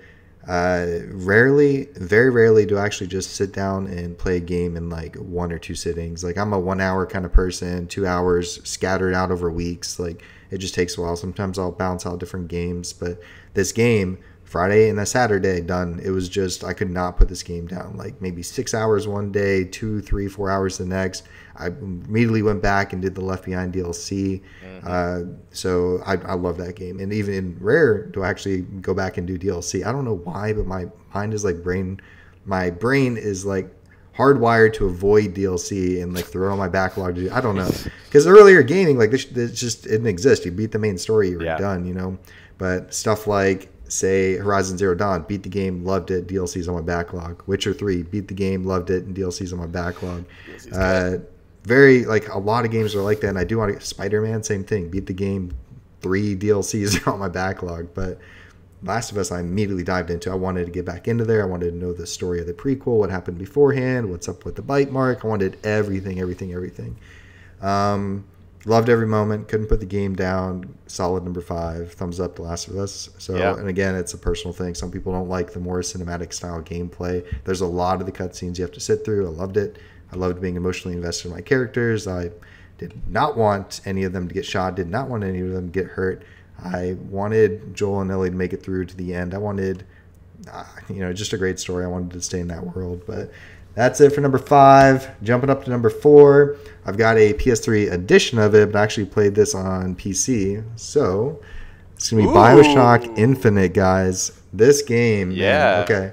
Nice. So it's actually special to me, and it's for a couple unique reasons. Now, this game actually got me back into mainstream gaming. I took this small hiatus from gaming after the launch of the Xbox One, just for a few years. I kind of fell off the bandwagon there, and I'd buy them, I'd stockpile on them, but I just wouldn't play them. I'd play 30 minutes here and then just be done. This was normal. It was just I couldn't get into it. I kind of lost my passion, my interest, I don't know how to put it. I could not get emotionally invested in a lot of the games I was picking up. I don't know if it was the games that I was playing, if I wasn't getting kind of what I wanted out of the game whenever I was playing. I just remember certain games just were not feeding the little game beast inside my head with happy thoughts, man. Just was not happening. But this game, so a little bit of background behind it is in 2015, I had to take a computer class while I was over here as part of my bachelor's degree. In this class, basically, one of the end project was to fully assemble a PC on paper, price, performance, compatibility, everything completely, and then basically present it to your professor. And you had to have like a goal of it. For me, it was going to be a gaming PC, obviously. And I assembled all the components. Yeah. And up until then, I had already built 2 PCs, I believe, at the time, but I always had like friends help. So, I'd get the parts through recommendations with them. They'd come over. We'd all put it together. This was just like normal. Usually hand-me-down parts like cases and stuff from them. But after this, I already had my new list. And I went through the effort of researching it. Now I know how to put a computer together. This class focused on like what each component does and, like what is cache memory? Like where does the GPU slide in? Like I learned so much from like just this one like 8-week course, I think it was, that I immediately decided to go out and actually build the PC that I built in that class. And I did that in the first game I actually booted up. It's a 4K PC. It's still pretty relevant today. It's still pretty nice. BioShock Infinite, which was a little bit older at the time, 4K, 60 FPS, good. beautiful, gorgeous game. And man, it was a really, really good experience. This kind of like how Last of Us was. It was one of those games that I couldn't wait till I got home from work so I could boot up my computer and play a couple hours of this. Like I just didn't want the story to end. And again, didn't do the DLC. That's how I am. And I've heard it's amazing. Burial at Sea and stuff. Good. Love the main storyline. I'm weird about that, but so good. It was one of those rare feelings when I knew the game was going to be coming to a close, coming to the end. I tried my best to check every corner of the level, every corner of the map. I wanted to stay in that world as much as possible, similar to like how most people play Breath of the Wild that actually like really, really enjoyed the game. Dan at work, he did the same thing. Like he stayed in Breath of the Wild for like 200 hours. He loved it. He checked every corner, he just didn't want to leave. He did all the beasts. Like he did not want to go face the final big baddie until everything was done. That's kind of how I was with this. Having a support character like that you don't have to worry about was such a shift because I'm so used to you got to carry this person along with you. If they get shot, you messed up. No, this person throws ammo at you, throws currency at you, tells you in the beginning of the game you don't need to worry about me. Like Elizabeth was just one hell of like a add-on character for the rest of the game. It made it feel more alive, and the story was just a joy to play through. That's it for my number 4. Bouncing to number 3. I don't have a box for this because I played it PC only, but it's on Brandon's list. Life is Strange. Yeah. So you're welcome. Yeah, man. Yeah. Okay. So this is gonna be a shout out to you. For those who don't know, we've already chatted about Life is Strange. I'm not gonna go into the details of like the backstory. Brandon just did that. Let me see the choices that actually range from like smaller ones. Like you just have to lie. I just have to lie about this one decision, and it may still affect something in the game. Like you lied to this character, it'll have a consequence a little bit later on. Later on, you make much more impactful decisions that will literally alter everything, like the world of the game itself. And I love that. I've not seen games like that in depth with like decisions ever. I don't think I've ever played a game that had like I've talked on this podcast, like Fable's been like that a lot, where like I kill this guy, he's a good guy, but now I have horns, and like I get that, and I like that. It's something I always enjoyed, so like I'm kind of drawn to that. And now this is actually one little section I wanted to talk about. It's one of those heavy hitters of a game that you just have to try before you die. The first time I met Brandon, like you said, dude, like I have to thank him for it. We went to an event in Denver, and he was convincing like a big old group of us to try this game. It was just like Brandon in the center, like 10 or 15 people like surrounding him, and somebody said like, yeah, and he was like, oh, what's up with this game? And he's like, okay, everybody listen. You have to listen up here. Let's talk about Life is Strange. And kind of like from that moment on, like he was super convincing, more than I think I could be for this game, like on my own. Kind of just listen to his rambling for his number 5 there, but I was really, really glad I did listen to him. It's one of those games that it's been 3-4 plus years now. I still think about the decisions I made. I still Wow. I Still to downloaded this day. I downloaded the entire soundtrack, and I still have such strong feelings about the soundtrack. Like I remember I went to England. I spent a couple weeks up there just traveling, and I didn't have internet for like long stretches of that until I finally. It depends on like where I was playing or whatever. Or I just remember going to Stonehenge, and I have Life is Strange, a calm playlist playing in my headphones while I'm walking around this monument here. And man, just the kind of feels, like the throwback that you feel of the game that you played, the environment that you're sitting in, like that is like I can't name another game that's been like that. I know what you're talking about. It's too Dude, good. like I think everybody has a game like that or something like that. Like you were saying, one that you went through something at one point in your life, and this game is attached to that. Music will call you back. Yeah. So I still do this. Life. I have that. I have a playlist devoted to calm. If I ever just want to be in the mood to like calm, chill out, relax, I play that, and I immediately get immersed back into that game. So good. Also, call back to or what do you call it? Shout out to Before the Storm. I don't think I can group it together. I don't know if I can, but it's the prequel.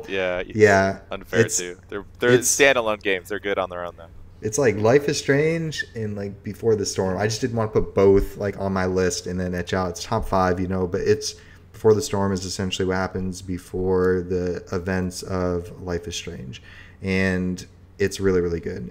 If you really like the first game, you're really going to like the prequel. Yes. Guaranteed. It's one of those where you're worried about, is this going to be good? Is it going to be good? Me and Brandon were worried about it a little bit at first, but then it was good. It came out and it was good. I Steam stole that one, actually, Before the Storm from Brandon, and but that's it for that one. Let's move on to my number 2. Da-da-da-da. God of War, PS4, guys. So Darin already knew this. I think you mentioned it the other day in like our group chat. But this game, man. So again, like I'm a late bloomer into the PS4 generation, just early of last year, 2018. But Horizon Zero Dawn got me on board. Last of Us hooked me. God of War is the premier game on PS4. When I played this game, again, like same feeling as a lot of these other games that I'm kind of mentioning, and it's a similar theme. I'm kind of like Brandon in this, where I want to explore, I want to stay in it. I didn't want it to end. Like I had that strong feel the entire time throughout that game. But if you love Norse mythology, if you like action adventure style gameplay, it's an amazing story. It's got bewildering like world building. It's got a gorgeous layer of graphics, plastered on top of it. It's all heaped into one package. This game, like Last of Us and Life is Strange, it's got a really strong story, but it's more focused on the relationship between Kratos and his son, and the way their relationship that's going to evolve like over the course of the game. That was so amazing. Plus, we're all boys here, so we all had fathers. I don't know what everybody's personal home style was, but but the throwback to like that father-son relationship, no matter what it was with your father, like you're gonna find something here, because man, it ranges all over the spectrum there. It's good, but it that made a huge impact on me. I loved that. I really wish I would have played that game like alongside my dad, or if my dad was watching me. Maybe I'll even do like a let's play or something on my channel like that, and just like send it to my dad. But I think he'd enjoy that. We used to play Super Mario World, Donkey Kong Country, games on the N64. That was our era of gaming, and just having a game that was really father-son focused, story heavy. It was a good throwback to like that kind of time, I guess. Playing as Kratos, it's super satisfying. Now I talked to Darin a little bit about this, but chucking your axe like into an oncoming enemy, this creature is charging into you, throw it freezes him. Like he's stuck in place, but now you lost your weapon. So what do? You're fucking Kratos. You just run up and start like punching him, do a couple body blows, and then just like kick him, smash that frozen motherfucker into the wall. He explodes, shatters, and that's just a grunt. That's just like one of many enemies that you're gonna face like throughout the game. The boss battles are epic. I'm not a big fan of the previous series because I never actually jumped on board of God of War. But so when I'm playing this thing, it's amazing. These monstrous sized enemies that you're just taking down. Or even just heroes from folklore, like Norse mythology. Like they scatter those guys in throughout the game. It's epic, and I really like that. What was it? There's another thing I want to talk. Oh, dude. Okay, Valkyries. So there's these optional Valkyries. I think there's 8 of them or something in the game. You just come across them. I try to stay blind with all the games as I'm going through them. I knew nothing about them when I first encountered one. This damn thing is just like folded up, wings over itself. It's in the corner. You have to like dig to go find this thing. And there, like I said, there's 8 of them, and they're just sitting there. Like, what the hell is this? Like it's in a room in a vault underground. Like, what the fuck is this thing? You approach them, wings span out.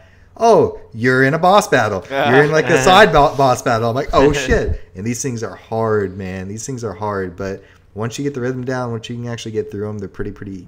They're not as bad as like that first encounter, we'll say. There is an optional end boss that occurs late game that I attempted over 50 times and finally got. But man, that was probably my most satisfying or rewarding experience in a video game ever. I think taking that thing down, I felt like, man, this was like the challenge. Like when I finally did that, like sweating, like controllers like soaking here, and I'm like, I gotta do this. Every single time I'd encounter this boss, I'd do my best to get that health bar a little bit lower. Like you had to be perfect. You had to do, and I refused to turn the difficulty down from like whatever I originally set it to. I think you can. I was like, no. We are playing at this difficulty. I played the whole damn game. There's no way I'm changing it. We're doing it. I was stubborn. And when I finally beat that boss, like I don't want to spoil anything, but damn, that was a good feeling, man. And I love that game. It doesn't have DLC, so I can just go back and play anytime I want. You can actually go back and just it doesn't start you from the end of, or like right before a boss that you go in and face. Like you're post whatever the end boss is, so you can just go out and explore the world. There's a few other extra things you can do, but it's so calming. You just row a boat down a stream, and there's this headless guy that's spouting lore to you, and it's really, really, really good time. It's man, if you have a PS4, you're doing yourself a disservice by like not playing this game, not giving it a shot. But I mean, if you're into that kind of genre of gaming. Moving on is I think you guys know. Breath of the Wild. Have to do it. I won't spend as much time talking about this as we've already covered it. You guys already kind of know. You already have a good feeling of what this game's about. I do have one unique faucet to it. I wrote out some stuff there. I won't like go into it. But long story short, one of the cool things about it that we've not already discussed is me and Brandon were actually playing this simultaneously on release. Oh yeah. Like around what? March of 2017. When it came out, yeah. Yeah, like when it came out, like we're playing it. And so we'll say Brandon went west or something, and I went east. Like we had different run-throughs of the game. Like we were going to different parts of the game at different times. And this was it was cool. It was cool to be able to just message back and forth. Hey, did you find the gladiator set? Do you even know? Have you heard of this weapon? Did you go to this shrine? Like, and we're just kind of talking like, holy crap! Like we're having completely different playthroughs here. We're just exploring the game at the same time. I think it amplified the experience. Yeah, I was a huge fan of the physics. I loved how if you're running through a thunderstorm and you have a metal weapon on you, you're gonna get fucking zapped. Like that's just welcome to Breath of the Wild. This is a kind of realistic game.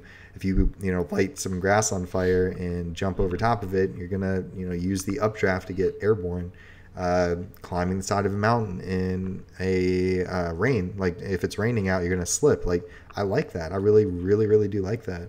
The weapon durability system, to me, that was a negative. I kind of give Brandon's point for the positive. Yeah. I wasn't a big fan of it. Like I feel like the cool thing is with like DLC later on. I'll just kind of leave it at that. But that thing was kind of cool that they gave it to you. I wish that earlier on in the game you could kind of do something to make some of the weapons that you really like last longer. But it was never really a problem story wise, completing the game wise, because like everything had weapons. So like you just picked up another one and you just used that, and you got good enough to learn how to use a claymore, how to use the lightning spear, how to use a fire rod. Like if I was facing off against an ice enemy, I just knew to real quick hot swap over to the fire rod, use it, gone, go back to my favorite weapon, I'm there. It's like it wasn't that big of a deal, and if it expired, okay, that thing just dropped something, so I can pick that up. I was never short of weapons, and if you pump enough Korok seeds into that fat little guy, you're gonna get more weapon slots. Tetsu. Tetsu. But yeah, that's pretty much it. I think that the experience of going through at the same time as you, that was kind of cool. I really did like, facing. And okay, another cool thing, getting 70 or 80 hours into this damn game, and then going to Eventide Island. Oh, I didn't even mention Eventide Island. Dude, so this shit good. was like, so without like telling anybody what it is, go there. Go there. Southeast corner of the map. Get on a damn raft. Use your leaf. I know what you're talking about. Yeah. I at least did that.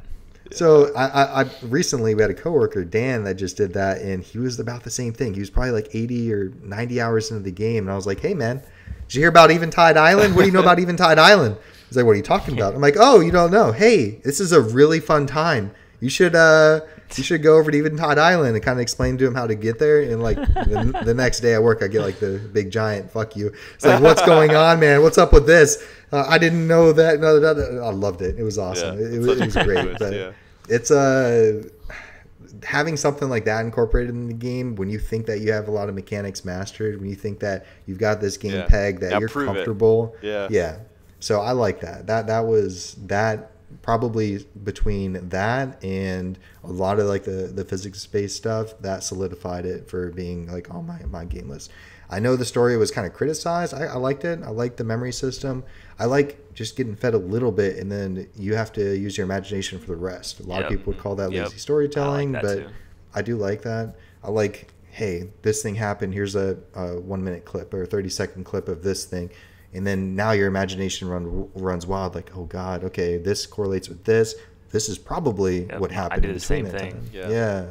I like that kind of your own headcanon, like this is how this world, came to be. This is what happened back then. This is what I'm going to do. Like I like that. But yeah, guys, that's my list. So good choice. I already have mine. I'll just go and be the first one to do this. I'm swapping out my number 4, which I really love, BioShock Infinite, for Super Mario Odyssey, because that was close on my list. I wrote out all the games, almost every game I've completed. Then I'd go to 2010 top rated games, 2011, 12. I did everything, checked out what games I had, ones I completed, ones I really enjoyed, and that was close. Like Horizon Zero Dawn, it was up there for my list. And the reason why is, I love BioShock Infinite. It was a super impactful game at the time. I was full head on nostalgic for Mario. Like I loved Super Mario 64. It was a great experience, great time. I still own it. It's back there. It's an evolution of that. It's a better version of that. I love the callbacks. If you call back games like that, you throw nostalgia in a game, you have Jake hooked. This is just part of it. Like, it's just how I am. Like, if you have that 2D mode that's going to be thrown in there whenever you do, like, you jump into that tunnel, or you have the New Donk City event that occurs, like, you've got me. So, Mario Odyssey would be my number 4. What do you guys want to do for swapping out? I'll swap. I'll actually swap my Mario game with Darin's Mario game. Nice. Yeah, it's so funny because Super Mario 3D World and Super Mario Odyssey, while they control similarly, they're laid out in a very different way. And Darin, you neglected to mention what I would argue is one of the best parts about Super Mario 3D World is the multiplayer. That game is stupid fun in multiplayer. That was the only thing I never got to do. Man. That was one of the big things I did not get to do in the game. That's the only thing I did do in that game. But actually, I liked the game without that. So that's just one more. It's such a funny experience because you can like pick up your friends, throw them all over the place, and like you did that in like the new Super Mario games. but the way that they implement it with 3D worlds, just because the levels are so fun. And the other thing you didn't mention are some of the fun power-ups, dude. The double cherry, when you could get, what's so funny is, like, I remember me and my my friends would play, and we would all, like, get double cherries. So you have, like, 8 characters running across the screen. You're like, what the hell is going on in the stage? And then there's, like, the Plessy stages where, like, especially multiplayer, you're like, oh, shit, no, we got to go left. Oh, no, we got to go right. We got to go left. And you're all, like, trying to communicate together. Yeah. And one thing I'll re-emphasize what I loved about 3D World was the soundtrack. I'm a huge fan of jazz. And so some of those, the ending theme is just so good. And then the, I forget which boss it is, the one with, like, the cups, the spitting cups that you're, or plates or whatever that you're jumping on. That theme is, they played it in one of the launch trailers or one of the reveal trailers. And as soon as that trailer came out with that, like, jazzy, boppy theme song, I was like, all right, I'm in. This game is good. Yeah, you remember more than I do. Like, oh, man. Yeah, it's been a while, I guess, dude. Yeah, I love that. It's been a while, but yeah. I mean, that's what happens when you 100% games, Darin. Yeah. Yeah, Champions Row is probably the toughest Mario challenge I've ever done. Also, like, hands down, like, just incredibly difficult. Darker Side of the Moon.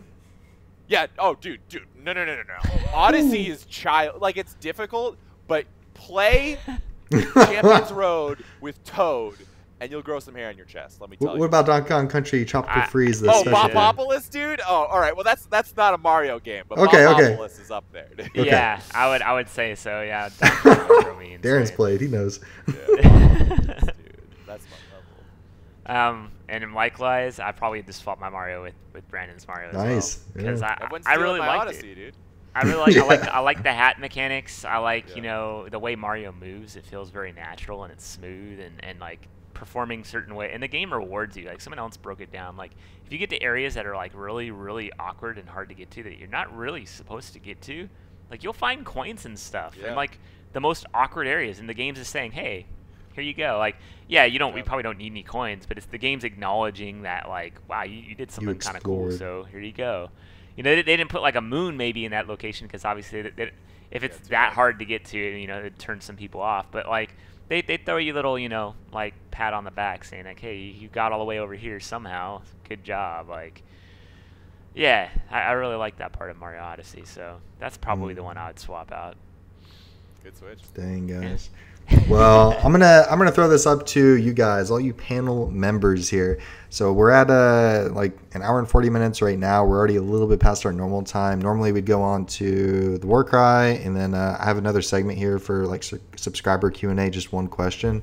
Do you guys have free time? Do you want to do this, or do you want to push it right and do it next week? It's up to you guys. I'm gonna have to push it to the right. Okay, next week for you guys.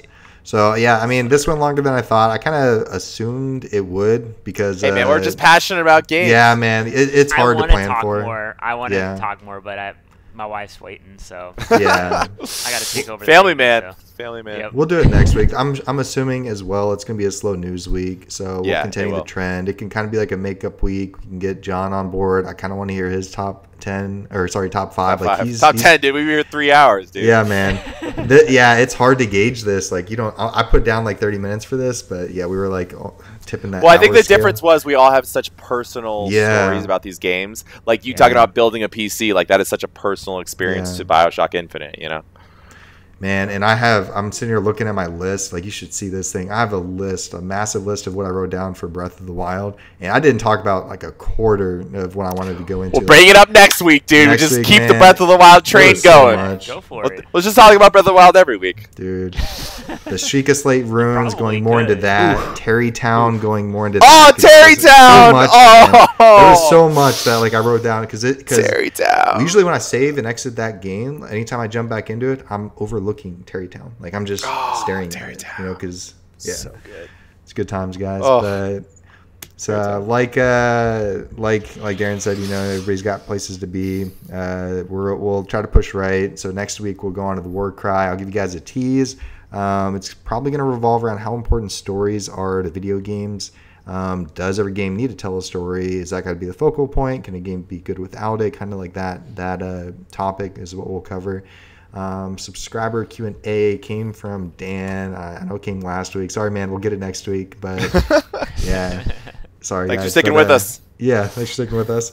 But thanks, you guys, for joining us for this podcast, giving us your heartfelt top 5 list of the decade. Good callback, good throwback to some good feelings. If you guys are new here, consider subscribing to listen to all our content. You already know what podcast platforms we're on. I won't keep iterating it. It'll be in the description down below. But thanks again, guys, and take care. We'll see you. Later. Take it easy.